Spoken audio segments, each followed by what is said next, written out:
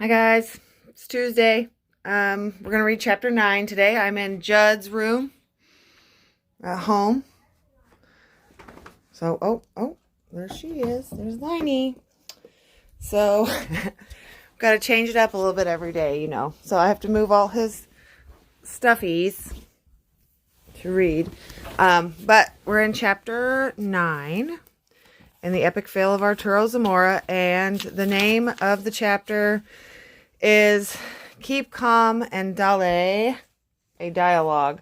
So this chapter is written like a play, or like a script for a play. And I think the activity I gave you for chapter 9 in your guided reading packet asks you to do a little bit of this type of work. Hopefully you have your packet by now. If you don't, then we need to work that out. I can get it to you. I think I'm gonna do some delivery tomorrow, Wednesday, of packets. But I'll be in touch. If you need to get it, you need to let me know. Okay? So, chapter 9. There we go. Chapter 9 is Keep Calm and Dale, a dialogue. Looks like Dale. Uh-oh. Liney's tearing up Judd's room. Oh, this is going to go great. Okay. The next day, Bren invites us over to jump in his bounce house. There's a slide attached to it that leads to Bren's pool. When it gets too hot, we like to slide into the water to cool down. Mop is already there, bouncing with Bren. Me. Guys, something awful happened yesterday. Bren, did you lose an arm? Me. What? No, Bren, my arm is still clearly attached to my body. Bren. Right. Good thing, dude. Me. You know the guy who threw in a bid for the lot by the restaurant? Mop. Wilfredo Pipo? Me. Yeah. He's got this mega building he's planning to construct right on Main Street. Mop. My dad told me about that. I can't believe it's going to have a movie theater inside. What are you doing? Bren. What? A movie theater? Dude, that's the awesomest thing I've ever heard.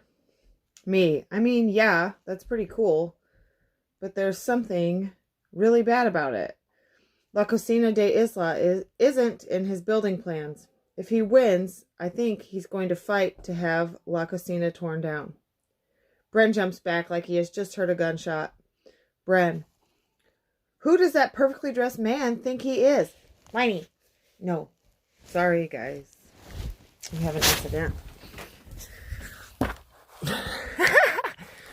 Brief interruption. You can't have those. All right. No. Okay. Sorry. All right. We're back. That was fun. Wrong thing. Okay. Sorry. Here we go. Bren, who does that perfectly dressed man think he is? Mop, why are you yelling? Bren, are you not listening? La Cocina de Isla is under attack by an amazingly smooth dude who wants to build a sick state-of-the-art building. Mop, that would be terrible, man. Me, I know. People work at La Cocina. People who aren't just in my family. We can't leave them without jobs.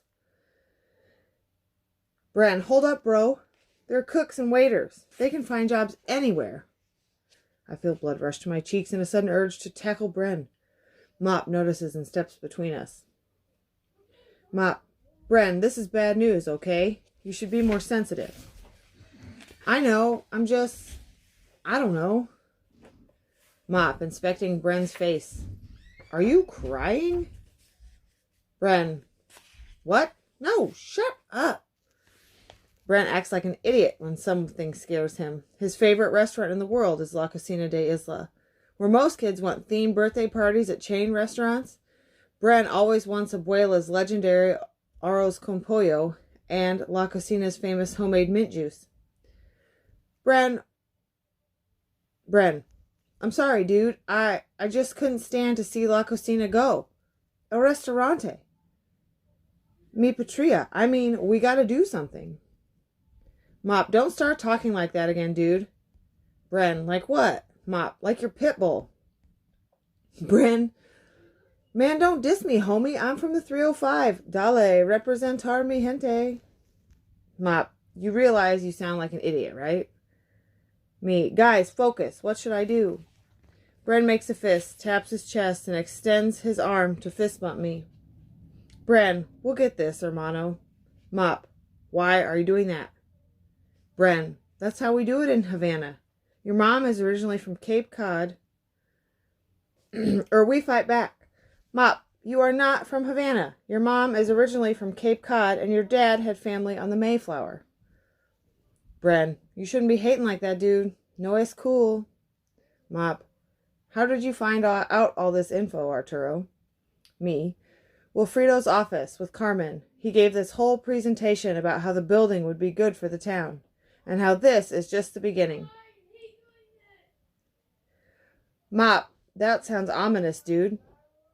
Did you tell your mom? Me, not yet. Mop, what did Carmen say?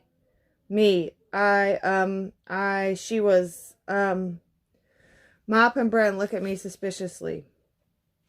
Bren, dude, did you wear what I told you to on your date? Me, it wasn't a date. We were spying on Wilfredo. Bren, hey man, whatever you want to call it, spy mission with your godsister or date with a gorgeous Spanish girl who has an adorable accent? Mop, let the man be, Bren. He's confused enough as it is. I suddenly don't feel like bouncing anymore. Bren, I expect daily reports on your progress, Arturo. Mop, I'm leaving you my Black's Law Dictionary. There might be some legal info you could use to battle Wilfredo. And remember, my dad works at City Hall. If you need any help from him, just ask. Me, thanks, dude. Bren bounces and talks at the same time. Bren, the more details, the better, especially if you two make out. Me, what? Bren, Carmen, dude, you guys have been spending some serious QT together. Bren pretends he is dancing with someone, then twirls around and tries to dip himself. Instead, he falls back and rolls into a corner of the bounce house and gets stuck. We hop over to lift him up, and when we finally drag him to his feet, he jumps right back into his story. Bren, hey, just tell her, Carmen, mi amor, I love you, baby. Mop and I stare while Bren wraps his arms around himself and twists his neck, pretending to kiss someone. Mop, you look like a zombie trying to eat its own neck. Bren stops and turns around. Bren, Arturo, obviously Carmen is interested in you. Hang out with you all over the place. Chilling with Abuela. The girl is totally into you. Me, you're crazy, dude. No way she likes me. And anyway, if she did, I'm not interested in her like that. Mop and Bren stop bouncing and give each other a look. Me, I don't like Carmen. Guys, it's just the people in the neighborhood looked like they really supported Wilfredo's proposal, you know? And what's going to happen to the restaurant if Wilfredo builds the massive high-rise? Bren, remember what Pitbull says. Keep calm and dale. Mop, I can't believe a Pitbull quote is actually making sense. Bren, it does? I mean, yeah, of course it does. What was my point? Mop, that you have to keep going no matter what. You have to fight like you believe you can win. Bren, like you and Carmen. Me, could you stop talking about Carmen? Bren, you got it. We're here for you, hermano. Mop rolls his eyes. Bren either doesn't notice or pretends not to notice. He pulls out his cell phone to check himself out on his camera. Guys, I think I'll have a full beard by the time we're in 8th grade. Mop, you're going to have a beard in 3 months. Bren, don't be jealous.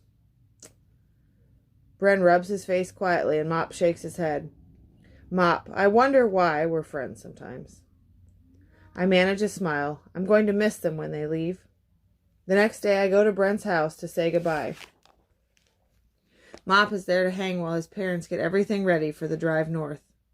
Bren comes out of his room, sporting a half-unbuttoned guayabera and a rhinestone cross dangling from a sparkly silver chain. It looks like it is from his mom's jewelry box.